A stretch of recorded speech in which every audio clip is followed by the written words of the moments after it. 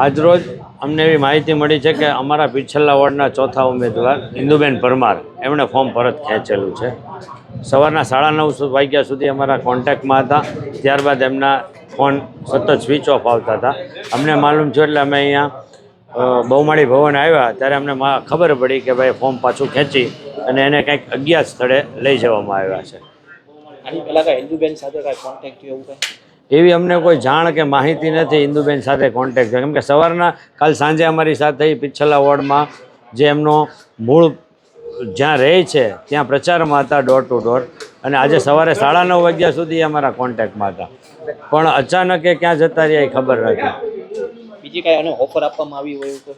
Offer આપવામાં આવી હોય કેમ કે બહુ સામાન્ય ઘરના છે અને ત્યાં એમના વિસ્તારમાં બધા સ્ત્રીના 200 જેટલી લેડીઝનું મંડળ ચલાવતા હતા અને બહુ સામાન્ય ઘરના હતા.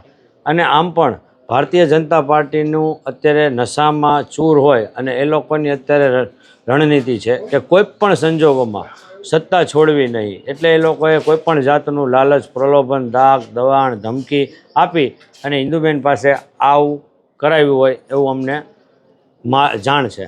ઇન્દુબેનને એન કેન પ્રકારે ભારતીય જનતા પાર્ટીના શાસકોએ દબાવી અને ફોર્મ ખેંચાવ્યું છે. ખાસ તો વોર્ડ નંબર 6 પીછલ્લા, જે ભાજપના શહેર પ્રમુખનો વોર્ડ છે, જે કુમાર શાહનો વોર્ડ છે, એમાં ભારતીય જનતા પાર્ટીના લોકો હાર ભાવી ગયા હોય એટલે ફોર્મ ખેંચાવ્યું. બીજું, એનો દીકરો ઘનશ્યામ પરમાર જે આરટીઓમાં ખૂબ સાચા ખોટા કામ કરતો હોય છે એટલે એ રીતે દબાવવામાં આવ્યા. એના દીકરાની વહુ અલ્પાબેન પરમાર જેઓ પણ દક્ષિણામૂર્તિમાં હાલમાં નોકરી કરી રહ્યા છે એટલે ત્યાંથી પણ કદાચ દબાવવામાં આવ્યા હોય.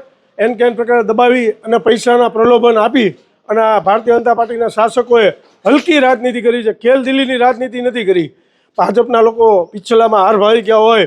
મારી પેનલમાં સલીમભાઈ, દર્શનાબેન, ત્રણેય એડવોકેટ છીએ. અમારી પાસે એની કોઈ તાકાત નથી કે ઓફર લઈને આવવા માટેની, કારણ કે અમે ત્રણેય વકીલો છીએ. આ એક સાદા સીધા બેન હતા, એના દીકરાને કે બીજી રીતે કોઈ પણ દબાવી અને આ ફોર્મ ખેંચાવી લીધું હોય. અલ્પેશભાઈ, ખાસ તો ભાવનગર શહેરના અન્ય જે વિસ્તારો છે, ખાસ કરીને કુંભારવાડા છે, આપણે કાળિયાબીડ વિસ્તાર છે, એમાં પણ ઉમેદવારો પાસે ઘણી બધી મોટી ઓફરો આવવાની બધા ઉમેદવારોને ઘણા ઉમેદવારોને ઓફર કરવામાં આવી છે, 10 લાખથી લઈ 50 લાખ સુધીની. ખાસ એ તો જોવાનું કે આ લોકો ભાઈ પૈસા ક્યાંથી આવ્યા આટલા બધા, એ પણ એક મીડિયાના મિત્રોને કહું છું, તમે પૂછો 30 લાખ રૂપિયા આવ્યા ક્યાંથી લોકો, એ પણ એક ખાસ ચકાસવાની જરૂર છે. અને ઘણા જગ્યાએ ઓફર કરી છે, પણ જે કોંગ્રેસનો વફાદાર સૈનિક ને સાચો સૈનિક છે એની પાસે કોઈ ભાજપના નેતાની તાકાત નથી કે ફોન પણ કરી શકે કે ભાઈ ફોર્મ ખેંચવા માટેનું. એ આ પેનલના ઉમેદવારો જે મારી સાથે સલીમભાઈ, દર્શનાબેન, અમારા બેનને પણ ખૂબ દબાવવામાં આવ્યા છે, પણ એ બહુ હાર ભાવી ગયા હોય એટલે દબાવવામાં આવી રહ્યા છે. ખાસ તો કલ્પેશભાઈ, તમે એમ વાત કરો કે તમામ જે ઉમેદવારો છે એ સક્ષમ છે, કોંગ્રેસની સાથે કાયમી રહેલા છે, પરંતુ એવું હોય તો પછી કોંગ્રેસના અમુક ઉમેદવારોને અંડરગ્રાઉન્ડ કરવામાં આવ્યા છે, એ વાત સાચી કે ખોટી? અંડરગ્રાઉન્ડ કોઈને કરવામાં નથી આવ્યા. કોકના પ્રચારમાં હોય, કોઈક કંઈક વ્યવહારિક કામ હોય એટલે હોય. બાકી બધા ઉમેદવારો ભાવનગરમાં જ છે, કોઈ બહાર નથી ગયું.